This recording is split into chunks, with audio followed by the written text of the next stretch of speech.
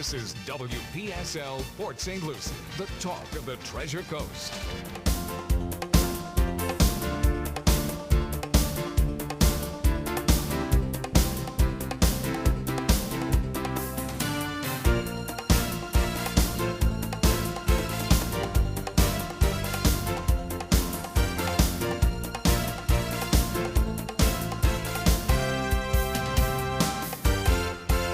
It is 10:07 at WPSL 1590, the talk of the Treasure Coast, and you are on Money Info, brought to you by Princeton Research, where you can get that great research paper every weekend. Comes out on Sundays, and boy, chock full of information with the one and only Michael King in Las Vegas and Charles Moskowitz in lovely Beantown. Hey, good morning, guys. Good morning. And Tim Connolly in Houston, Texas. Oh, my goodness. And it would just happen to be what timing for Tim Connolly when we see that the oil exports are going up in the U.S. and OPEC is crying the blues. Is that right? My heart bleeds. You're so sentimental. Well, tell us what in the world is going on, Tim. Well, I will tell you this. We'll have the near-term discussion, and then I hope Mike got that chart for you of 5-year hedges out that I sent to you based on yes, sir. This morning's quotes from Cargill, and you'll see the story of what oil will look like for the next 5 years unless somebody drops a nuclear bomb in the middle of Iran, Saudi Arabia, or Russia, or all three. Yeah, it's called all the above, right? Yeah. Well, any one of them would throw the market into disarray, but I don't think any of them are going to get nuked. So we may have to just deal with some assumptions of what the new normal is. One of the things that I think all of you, as the astute traders that you are, have been seeing is there is a real support level right at $53 on oil. Now, given we just reported record inventories, given the U.S. is now exporting record amounts, we are now up to we're about 350,000 barrels short of where we were at the top of the boom in domestic production. Are you serious? All of those. Wow. Oh yeah, we're at about 9,150,000 barrels a day now. And we'll be at 9.5 million by summer's end, without question. There's no question whatsoever. We may actually hit 10 million barrels by next spring. Now, we domestically need 20 million barrels, so this is not such a bad thing. But we really are, as you pointed out, we are now becoming competition to the Middle East. And yet somebody is supporting a $53 bid on oil. And so I'll throw that out to you guys, and then I'll give you our theories and the traders we've been talking to. Who's bidding oil at $53 and why? Charles Moskowitz. Oh. Not a clue. I sure hope it's not just the speculators. Hey, Charles, get a little closer to your microphone. We can barely Yeah, hear we you. need you closer. Can't hear you. Yeah, I said I sure hope it's not the speculators. You hope it's not Really speculators. Gee. I hope When have speculators ever gotten into the market, Charles? at the top. At the top. They always get in at the top. That's why I'm hoping it's not them. All right, Tim. Well, I think your initial suggestion we believe is correct. So let's keep driving down that thread. Okay, so how far down do you want Whoever to it go? is laying out, we're talking $10 to $50 million, sometimes worldwide, supporting this bid. Who's got the money, and who could spend that money and shield themselves from market scrutiny? Warren Buffett. Not a clue. Yeah. Who has the greatest vested interest? You got it. The Saudis want to float an IPO at the absurd valuation of $2 trillion.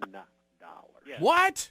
$2 trillion? Yeah, $2 trillion Aramco. is what Aramco. they floated as their preliminary draft, the Saudis. Now, nobody believes $1 trillion is the highest that I've seen, and analysts I respect are saying $500 billion to $750 billion. But the Saudis need oil to stay up to their IPO. And unless there is a significant change in that, I do believe that we could see oil drop after the summer season, and maybe it would drop after their IPO, supposedly somewhere in this next 6 months. But there isn't a lot of sensible support for oil at these levels. It's just we're producing it more, we're producing it cheaper, we're producing it smarter, and the Russians last month, for the first time, Charles, I know you know this, produced more oil than the Saudis. Yep. But the Russians don't have the dollar currencies that the Saudis do. Remember, it has to be somebody with ready access to dollars, lots of cash that they can hide away from the rest of the world. It can't be anybody but the Saudis. Wow. And they've got the biggest reason for doing it. Man, you always make news on this show. Well, I mean, I'm just a rabble rouser. That's well, all. we have not seen this on Fox Business nor CNBC, but Tim Connolly breaks it on Money Info. I love it. Wow. Thank you. And we really have some sound basis for this. I've actually been polling some traders here in Houston, which Houston is still the trading capital of the world in oil and gas. And these guys all believe that's what's happening because there is no other credible answer. And if all of you have heard of Occam's razor, when there is no other answer, the answer is the most obvious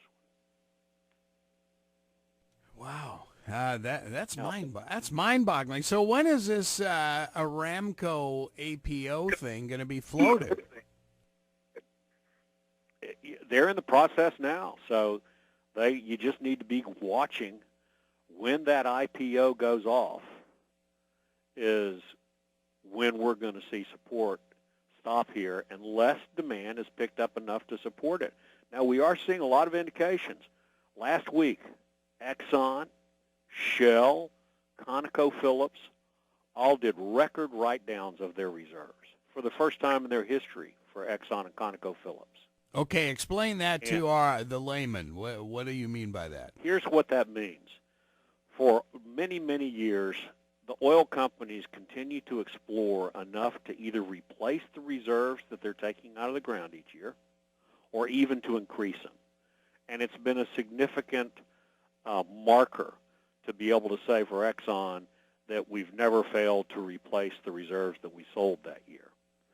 Well, the last 2 years, CapEx is off by many, many hundreds of billions of dollars. And they were still, until someone at the SEC and a few astute analysts started saying, well, wait a minute, if you started pulling all your CapEx off in 2015 and again in 2016, how are you maintaining your reserves at the levels you say they have? And now they've gone back in and revalued those reserves and have taken big hits.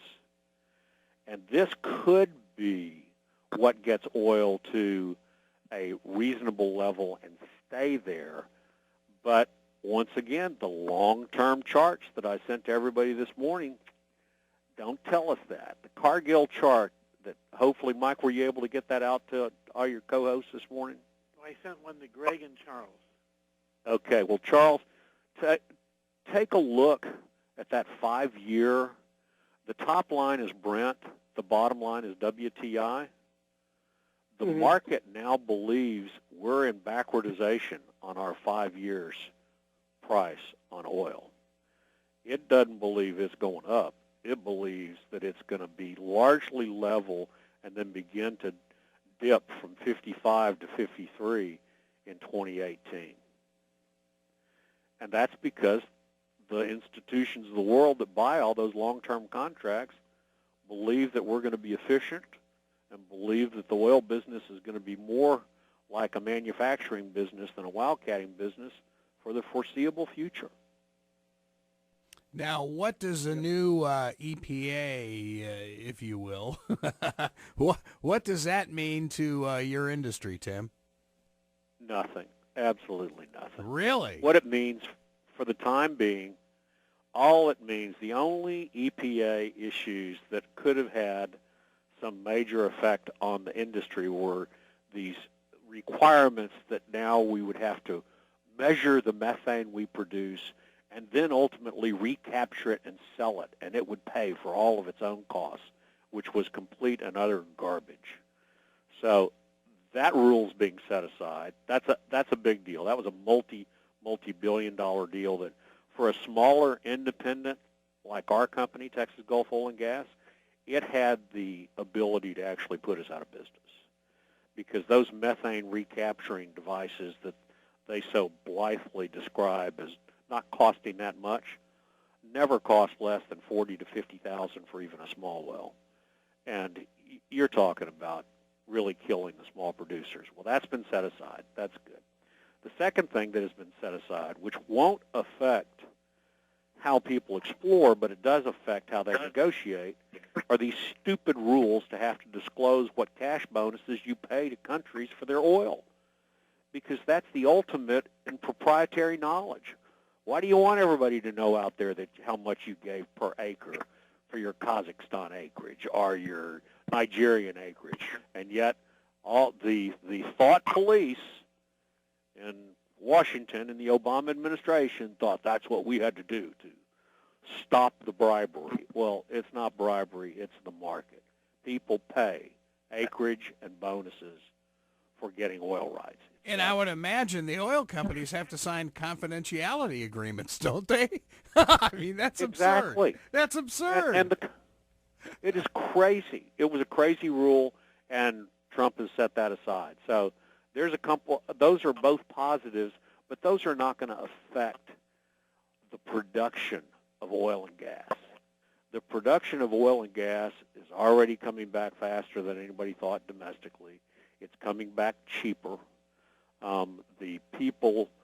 The investors that are looking at new deals today are looking at those people who can bring oil out of the ground at less than $20 a barrel, or you can't even get their attention. And so that's what's happening in the Permian. That's what's happening in the Eagle Ford. It's happening in our leases in Luling and Lockhart, Texas. And this is not going to change. And these investors all know how to go to a chart. I can buy a collar on our oil today, that chart that I sent you guys out this morning. If you take a look at it, let me show you what some of you may know what a cashless collar is and others don't, so please forgive me for being elementary. And so when you see this chart from Jacob Williams at Cargill, and you look down WTI balance floors, you can buy a put for all of 2017 for $50.50 a barrel for $1.79. But if you want to find a really good deal, you go to WTI balance collars. Those are what's called cashless collars. If oil goes below 50.50, Cargill's got to pay me. If it goes above $59, I have to pay them. Well, I don't have any projection in my company of oil going above $52.50 this year and staying there. So if it goes above $59, lovely. I'm selling it for $60 or $65, and I got to give anything over $59 to them. No problem, because that's the best insurance policy anywhere. I'm actually using these collars to help me raise money in our company so that the investor can be guaranteed we're going to get at least 50-50 for our oil. And if it goes above 59, we're going to have to be satisfied with netting 59. Tim, didn't you tell us about a year and a half ago that you thought projections would be around 53, 54? That is correct. A year and a half ago. Yep. Wow. That was pretty good. You know, this is what the market is, and people just need to pay attention. And Mike, you've said it so many, many times over the years. People have got to pay attention to the market, and I just think that this 5-year chart is the collective knowledge of the biggest users in the world of energy. I mean, these are the big utilities, the big refineries, the governmental entities that control all of the electricity throughout their countries and the use of power. They're the ones that can afford to buy out 5 years and do. And they're believing this is going to be a very stable market, which is good if you're going to run your business in a stable environment. It's a whole lot easier to do that than in crashes and sudden zooming up of prices. I actually think it's very good for the long-term stability. I do not think it's very good for how high prices in the energy companies have gone this year. I mean, I think that the prices for energy stocks have gotten ahead of themselves considerably. But we'll see. It's all a bet, isn't it? Wow. Yeah. Hey, guys. Yeah, I have a go ahead. mover at my front door. I'm going to have to jump off. Okay. Right? All right. Thanks, Charles. Thank you, Charles. Yeah, you look at this, Tim, and you think, okay, obviously, the big buzz on CNBC, it's 12 straight up days or whatever the heck they're talking about, and, it's the Trump rally, they're calling it, and stuff like that. But it is funny to hear you talk about the numbers you're talking about, and I just happened to be thumbing through Bloomberg and from Hong Kong, and they're talking about oil.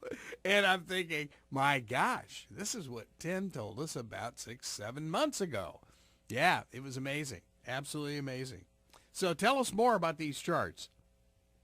Well, I think that the most important things that these tell us is stability.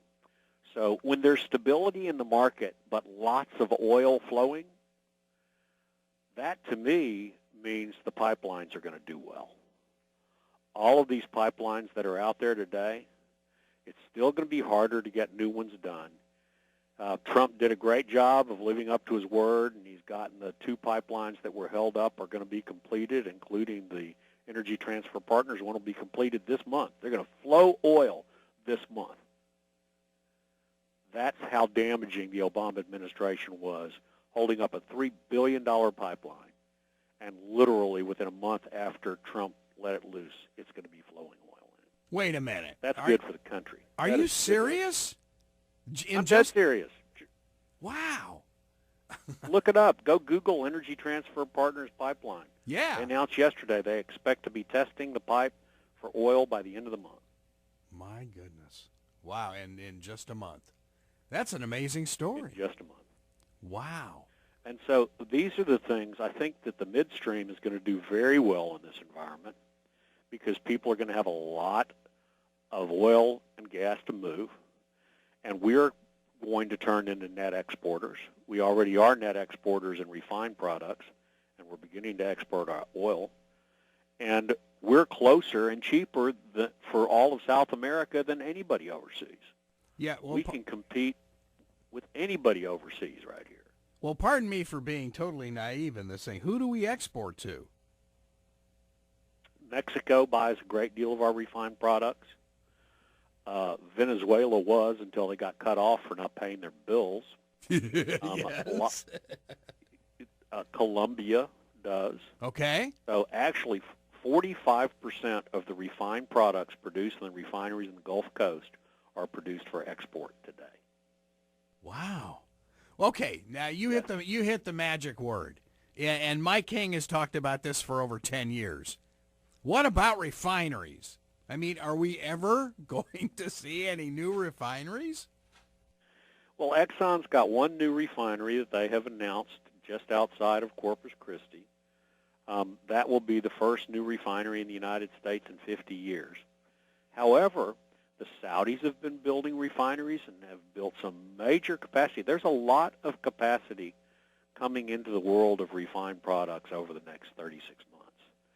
So I think that we're also going to see competition in refined products that we haven't seen before. You know, the Saudis are as shrewd an investor as there is out there, and they knew they had to do more to add value to their production because of the long-term pricing scenario being what it is. And they have been developing refineries now for several years, and they're coming online and they're competing. And it's driving down prices. And you're seeing the prices of NGLs have fallen from when these facilities were being built. NGLs were at $12 to $14 per MCF. And now I think in Japan, last thing I saw, some spot prices at $6.50 and $7.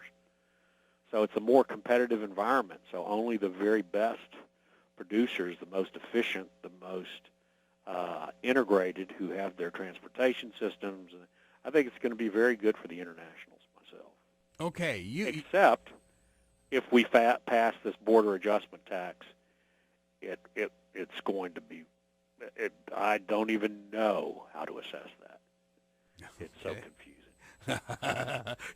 You think you're confused. It's like you hear the news every day and you think, what else could happen? But I mean, yeah. Okay, so what kind of a negative effect will that border adjustment tax have if that ever comes into play? It could create a trade war, and if the first place that Trump decides he's going to do it is if he keeps up this tiff with Mexico, and he puts a 20% tariff out on Mexican goods, and they say, oh, well, we're going to put a tariff out on your goods and go back and forth, it could be Smoot-Hawley all over again. I think that this whole issue of tariffs is the most dangerous issue facing the economy worldwide today, because everybody will retaliate. And, I mean, it's a very, very dangerous time. Well, now, wait a minute. Doesn't China charge tariffs for, like, American cars and stuff like that? I didn't say that the current environment is fair. I'm just saying. Okay. If everybody starts retaliating, it isn't going to work. And Mike, as you know, we talked about this years ago. I think I wrote a report on this years ago. I am a great fan of a consumption tax to replace the income tax, to get rid of all of the underground money, make the drug dealers pay their fair share, make all the guys that work for cash pay their fair share, and that it could have a more balanced approach across the economy than just hitting imports, because we depend on imports for, those polo shirts that you wear that are so cheap now, and you see all these people advertising on the internet custom dress shirts for $28. This is all because of imports, and it will definitely affect the cost of living in the United States, because we don't have the capacity to magically replace textile manufacturers in China and Vietnam that work for a quarter of what U.S. can produce it at. There will be things we can produce better, certain manufacturing items, certainly robotics, technology, but I don't think we're going to magically bring back the textile industry, not at our labor rates. Right. So there are imbalances here that have to be dealt with, and they're just not magically going to go away. Mike, any other questions for Tim? This is fascinating, Tim. Go ahead, Mike. No, it was in the 1965 to 70 period that we lost the business to Asia. That was the period. Yeah, well, that would have been right. And again, wasn't that kind of a tariff issue in the late 60s, early 70s? I think. Right. Yeah. Let's welcome Andy Seal. Wow. Well, Tim, Andy, hold on just a quick sec here. Well, guys, thanks for letting me come on, and I'll let Andy come be featured on your show as he should be. It's his time, and I enjoyed it, and I'll talk to you next time I'm on with you. Hey, Tim, is there any way you can get that chart to Mike King so he can put it up on his website so our listeners? Yeah, he's got it. Okay. Mike's got it. Yeah, Mike, if you could put that on your website. Wow. Okay, great. Good stuff, because that's... okay, guys. Okay, Timmy. Enjoyed the show, as always. Oh, yeah. And you're a newsbreaker, as always, I swear. It's Mike, he comes up with mega stories every time he is on the air. Amazing. He really knows the oil business. So, yep. So we're going to put pressure on Andy Sealfond to drop another bomb like Tim Connolly just did. Oh. Hey, how are you, Andy? Oh, I'm doing good. I hope I don't lose my voice here. Yeah, wow. Yeah, you've been screaming, trying to get those subways in New York. That's what it is. Whoops. How's everybody doing today? We're doing Very good. We're doing fine. So how is the worldwide tour of RMS Medical going? Well, last time we were talking about what was going on in Europe for RMS, and that's what I think was on the agenda to talk about. We're expanding nicely in Europe. We have a really fantastic new distributor in Germany we're working with, and they visited us. It's one of the reasons why I couldn't be on a call earlier, because there was a conflict in the timing. They brought their entire team here from Germany to meet with us,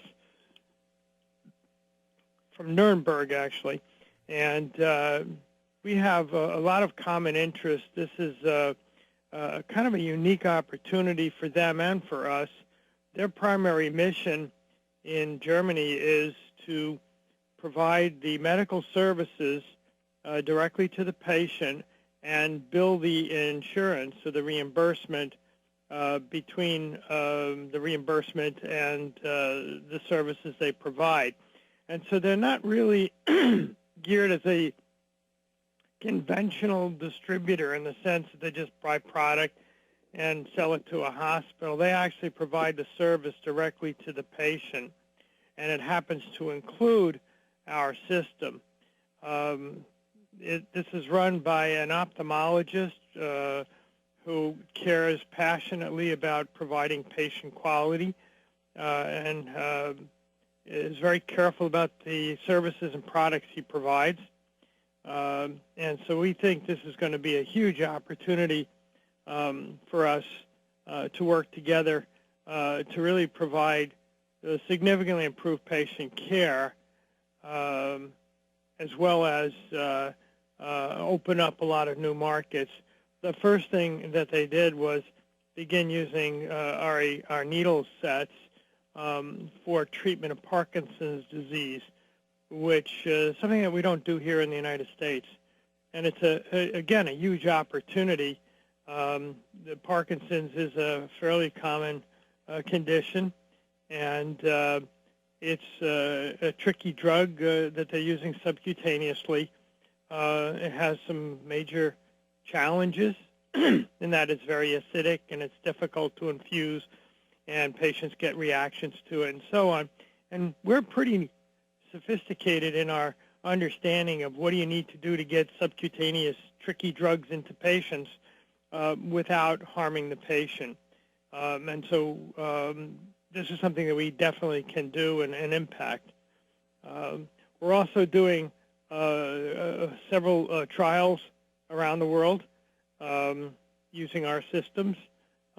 We've started working with a pharmaceutical company to introduce Russia to this type of therapy.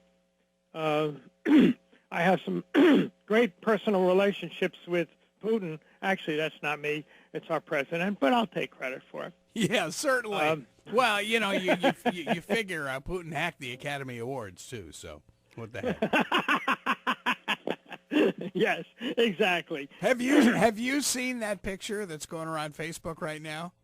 It's a picture of Putin without his shirt on, and he's holding the envelope that says movie of the year. It is hysterical. Oh. But seriously, now this